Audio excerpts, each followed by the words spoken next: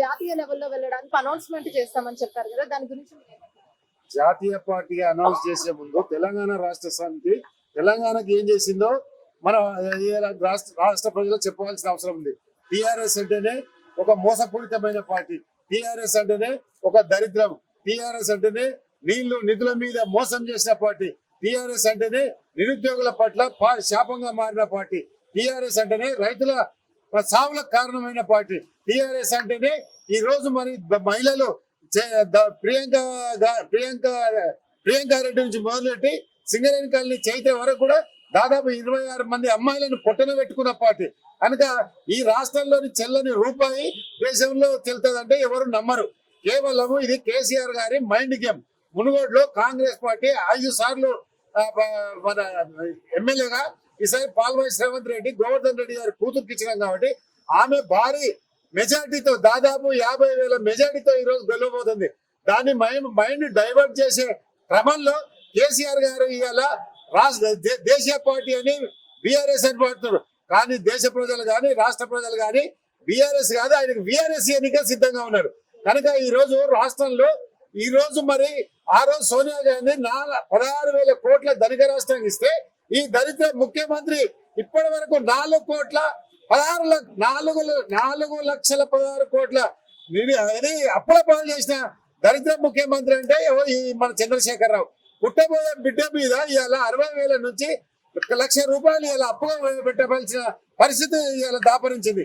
ఈ రాష్ట్రంలో ఏం ఉద్ధరించినామని కాంగ్రెస్ పార్టీలో ప్రాజెక్టులు కట్టినాము, కాంగ్రెస్ పార్టీలో ఇంద్రమ్మ ఇండ్లు ఇచ్చినాము, కాంగ్రెస్ పార్టీలో పెన్షన్ ఇచ్చినాము, ఈ రాష్ట్రంలో డబుల్ బెడ్రూమ్ అని చెప్పేసి అదే విధంగా ఎన్నో అబద్ధ వాగ్దానాలు ఇచ్చి ఇలా టోటల్ గా ఫెయిల్ అయిన ప్రభుత్వం ఏదంటే భారతదేశంలో కేసీఆర్ గారి ప్రభుత్వము. కేసీఆర్ ప్రభుత్వానికి దేశంలో ఆదరణ దొరకదు. మీరు నిన్న మొన్న చూసిరు నితీష్ కుమార్ లాంటి వాళ్ళు కూడా ఈ రోజు కాంగ్రెస్ పార్టీకి అనుబంధంగా ఉన్న ముఖ్యమంత్రులను మాజీ ముఖ్యమంత్రులను మాత్రమే కలుస్తారు. కానీ ఈ ముఖ్యమంత్రి మాది బీజేపీ పక్షాన ఉన్న ముఖ్యమంత్రులను మాత్రం కలిసినాడు. ఎందుకంటే కాంగ్రెస్ ను చీల్చే ఉద్దేశం ఈయనకు బలంగా ఉంది. అందుకని కాంగ్రెస్ పార్టీ చీలదు. ఈయన మాట ఎవరు నమ్మరు. రాష్ట్రంలో ఈయన గతి అదో గతి. సార్, ఉప ఎన్నిక అంటే ఇప్పుడు వచ్చిన మునుగోడు ఉప ఎన్నికల్లో ఏ పార్టీ గెలుస్తుందంటారు? అంటే ప్రస్తుతం అక్కడి ప్రజలు ఏమంటున్నారంటే రాజగోపాల్ రెడ్డి గారిని చూసి మేము అభ్యర్థిని చూసి ఓటేస్తామంటున్నారు. అభ్యర్థి అంటే బీజేపీ పార్టీలోకి వెళ్ళేందుకు పార్టీని చూసి ఓటేమని కొందరు అంటున్నారు. మీరేమంటారు? అమ్మా, రాజగోపాల్ రెడ్డి గారికి వ్యక్తిగతంగా ఏం లేదు. ఆ రోజు కాంగ్రెస్ పార్టీ సోనియా గాంధీ, రాహుల్ గాంధీ ఆ విధంగా ఆ రోజు నా ప్రదేశ్ కాంగ్రెస్ కమిటీ అధ్యక్షులు చూసి కాంగ్రెస్ పార్టీ చరిత్రను చూసి ఆయనకు ఓటు వేయడం జరిగింది. రాజగోపాల్ రెడ్డికి సొంతంగా ఓటు బ్యాంకు లేదన్న సంగతి నగ్న సత్యము.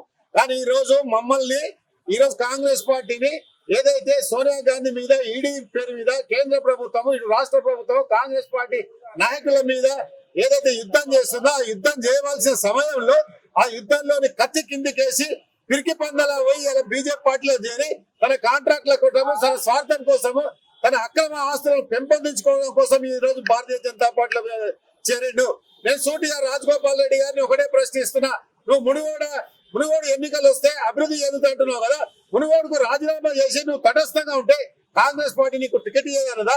లేదా నువ్వు స్వతంత్రంగా పోటీ చేసేది ఉండే పోయి నువ్వు భారతీయ జనతా పార్టీ చాందాసవాసి మతాన్ని విషం చిమ్ముతున్న పార్టీలో జాయిన్ అయ్యి నీ యొక్క కళ్ళబొలి కబుర్లు మునుగోడు ప్రజలు ఎట్టి పరిస్థితుల ఆమోదించారని సంగతి చెప్తున్నా. మునుగోడు ప్రజలు చైతన్యవంతులు, సాయుధ పోరాటంలో పాల్గొన్న మంతులు, తీవ్రంగా చైతన్యవంతుల ప్రజలు కాబట్టి నీ యొక్క మత ఛాందసవాద శక్తులకు మునుగోడు గడ్డలో ఎట్టి పరిస్థితుల్లో స్థానం ఉండదు. మా పాల్వాయి శ్రవంతి 40 నుంచి 50,000 మెజార్టీగా గెలుస్తారని ఎలాంటి సందేహం లేదని సందర్భంగా చెప్పదలుచుకున్నా. అంటే ఎంతో చరిత్ర ఉన్న కాంగ్రెస్ పార్టీలో చూసుకుంటే గత ప్రభుత్వంలో అంటే పెట్రోల్ ఛార్జీలు గానీ, డీజిల్ రేట్లు గానీ, అలాగే గ్యాస్ సిలిండర్ ధర గానీ చాలా తక్కువగా ఉండి ఇప్పుడు కేంద్రం ఇవన్నీ పెంచుతూ ప్రజలకు ఏం చెప్పదు? ఈ రోజు డాక్టర్ మన్మోహన్ సింగ్ గారు, సోనియా గాంధీ యూపీఏ ప్రభుత్వంలో 410 రూపాయలు ఉన్న సిలిండర్ ధర ఈ రోజు ఒకసారి 1,150 రూపాయలకు అయింది. ఆ రోజు 60 రూపాయలు ఉన్న పెట్రోల్ ధర ఈ రోజు 100 రూపాయలు దాటింది. అంటే నేను ప్రజలను కోరుతున్నా, ముఖ్యంగా మునుగోడు ప్రజలను కోరుతున్నా, కేంద్ర ప్రభుత్వం తీసుకొచ్చిన నిత్యావసర వస్తువుల మీద కానీ పెట్రోల్, గ్యాస్, డీజిల్, జిఎస్టీ మీద ఆలోచించండి. ఒక్కసారి మీరు ఓటేసినప్పుడు మీ యొక్క సిలిండర్లను చూడండి. అక్కడ ఉన్న తల్లులకు, నా సోదరి మనులందరూ కూడా గాంధీ భవన్ వేదికగా చేతులెత్తి మొక్కుతా ఉన్నాను. ఒకసారి మీరు సిలిండర్ చూడండి, ఒకసారి పప్పు ధరను చూడండి, మీ ఇంట్లో ఉన్న గ్యాస్ పెట్రోల్ ధరలు చూడండి, చూసి అప్పుడు ఓటు నిర్ణయించుకోండి. ఏ ప్రభుత్వంలో ఎంత ధరలు ఉన్నాయి? 410 రూపాయలు ఎక్కడ, ఇలా 1000 రూపాయలు, 1150 రూపాయలు ఎక్కడ? కనుక ప్రజలారా, వాళ్ళు ఇచ్చే డబ్బులు గాని, వాళ్ళు ఇచ్చే తాయిలాలు గాని, వాళ్ళు ఇచ్చే మద్యం మాంసం మీద మీ యొక్క ఓటును అమ్ముకోవద్దు. ఇలా రాజగోపాల్ రెడ్డి ఒక కాంట్రాక్టర్, ఆయన నాయకుడు కాదు. కేవలం డబ్బు మీద ఆశ చూపించి ప్రజలను మభ్యపెట్టి డబ్బుతోని కొనుక్కోవాలని ఒక్కొక్క సర్పంచ్ని, ఒక్కొక్క ఎంపీటీసీని మన జాతరలో దున్నపోతులను కొన్నట్టు కొంటున్నాడు. కనుక ప్రజలారా అప్రమత్తంగా ఉండి, డాక్టర్ బిఆర్ అంబేద్కర్ గారు మనకు ఏదైతే ఓటు హక్కు ఇచ్చిండో, నీ ఓటునకు అమ్ముకోవద్దు.